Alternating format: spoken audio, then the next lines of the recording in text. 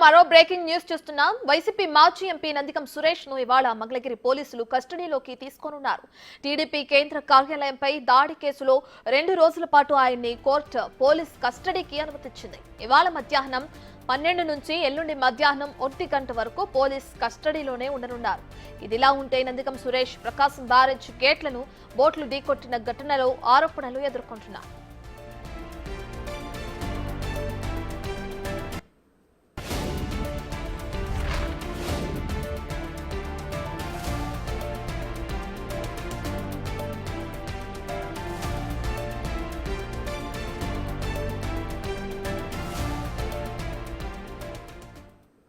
దీనికి సంబంధించి పూర్తి డీటెయిల్స్ మా ప్రతినిధి శివ లైవ్ లో అందిస్తారు.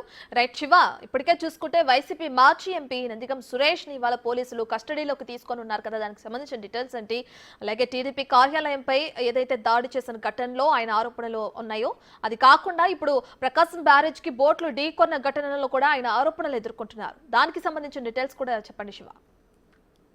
మొత్తమే చూసుకుంటే తెలుగుదేశం పార్టీ కేంద్ర కార్యాలయం దాడికి సంబంధించి కూడా తెలుగుదేశం పార్టీ ఫిర్యాదు చేసిన దానికి సంబంధించి గత ప్రభుత్వం ఏమాత్రం కూడా పట్టించుకోలేదు. కొత్తగా మారిన ప్రభుత్వం ఈ కేసుని శరవేగంగా దర్యాప్తు చేసింది. ఈ కేసులో బాపట్ల మాజీ ఎంపీ నందిగం సురేష్ ని ఇప్పటికే పోలీసులు అరెస్ట్ చేసి గుంటూరు జిల్లా సబ్ జైలుకి తరలించారు. అయితే ఇప్పటికే ఈ కేసుకు సంబంధించి లోతుగా విచారణ చేపట్టాలి. అలాగే తాడేపల్లి కేంద్ర కార్యాలయం వైసీపీ కార్యాలయం సీసీ ఫుటేజ్ ఎటువంటి ఇవ్వట్లేదు. దీనికి సంబంధించి దీంట్లో ఎవరి పాత్ర ఉంది ఏంటి అనే దానికి సంబంధించి లోతుగా విచారణ చేపట్టాలని చెప్పి పోలీసులు నిర్ణయం తీసుకున్నారు. దీనిలో భాగంగానే 3 రోజుల పాటు మంగళగిరి న్యాయస్థానంలో దీనిపై విచారణ జరిగింది. విచారణ తర్వాత 2 రోజుల పాటు నందిగం సురేష్ ని పోలీస్ కస్టడీకి ఇస్తూ కూడా కోర్టు తీర్పిచ్చింది. ఈ రోజు మధ్యాహ్నం 1 గంట నుంచి ఎల్లుండి మధ్యాహ్నం 2 గంటల వరకు కూడా విచారణ చేయాలని చెప్పి కూడా పోలీసులు తీసుకున్న జరిగింది. ఈ తీర్పిచ్చింది.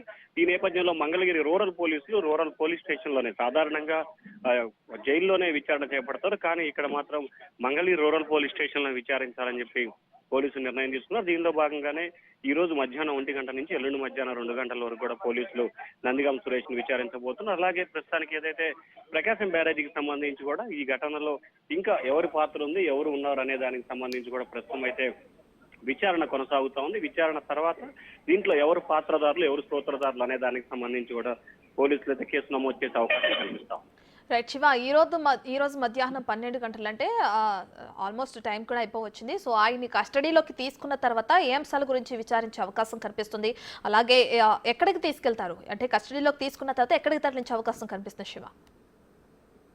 నుంచి కూడా Mangalagiri rural police station case విచారణ జరుగుతోంది. తెలుగుదేశం పార్టీ కేంద్ర కార్యాలయం మంగళగిరి రూరల్ పోలీస్ స్టేషన్ పరిధిలో ఉంది కాబట్టి రూరల్ పోలీస్ స్టేషన్ పరిధిలోనే సిఐ విచారణ చేస్తారు. కొంతమంది బృందం నేతృత్వంలో ఈ విచారణ చేయబోతా ఉన్నారు. అయితే ఈ విచారణకు సంబంధించి ఎవరి నేతృత్వంలో దాడి జరిగింది, దాడి చేయడానికి కారకులు ఎవరు, సూత్రధారులు ఎవరు, ఎవరు దీంట్లో పోత్బలించారు, ఎవరెవరు దీంట్లో పాల్గొన్నారు అనే దానికి సంబంధించి కూడా పూర్తి స్థాయిలో వివరాలని పోలీసులు అయితే నందిగం సురేష్ నుంచి రాబట్టే ప్రయత్నం చేయబోతున్నట్టు తెలుస్తా ఉంది. ప్రధానంగా తెలుగుదేశం పార్టీ కేంద్ర కార్యాలయం దాడికి సంబంధించి దీంట్లో కావాలనే చేశారా, కుట్రపూరితం ఏమైనా ఉందా, కుట్ర కోణం ఏమైనా ఉందా అనే దానికి సంబంధించి పోలీసులు విచారణ చేపట్టే అవకాశం ఉంది. అయితే ప్రధానంగా దీంట్లో ఈ తెలుగుదేశం పార్టీ కార్యాలయం దాడి విషయంలో సజ్జల రామకృష్ణారెడ్డి, జగన్మోహన్ రెడ్డి పేర్లు ప్రధానంగా వినిపిస్తున్న నేపథ్యంలో వారి పాత్ర ఎంతవరకు ఉంది అనే దానికి సంబంధించి కూడా విచారణ తేలే అవకాశాలు అయితే కనిపిస్తా ఉన్నాయి. Right, thank you Shiva.